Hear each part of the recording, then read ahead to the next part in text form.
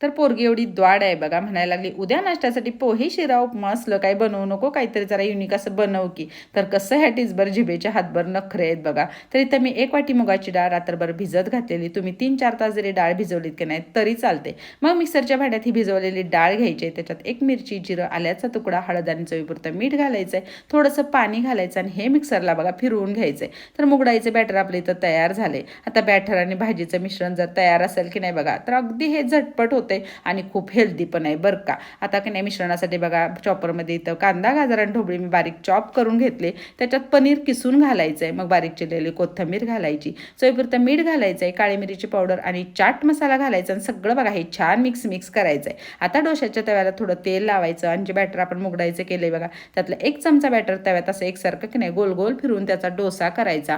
मग आपण केलेलं मिश्रण आहे बघा ते डोश्यावर असं पसरून घ्यायचं, 1 चमचा तूप घालायचं आहे वरून आणि थोडंसं हे मिश्रण बघा असं दाबून घ्यायचं, म्हणजे डोश्याला ते चांगलं चिकटतं. नंतर मग पलटी मारायचं आणि व्हिडिओत जसं दाखवलं की नाही तसं फोल्ड करायचं आणि कट करायचं. मस्त हिरव्या चटणीबरोबर बघा ताव मारायचा. एकदा नक्की बनवून बघा आणि जाता जाता की नाही तेवढं सबस्क्राईब करा.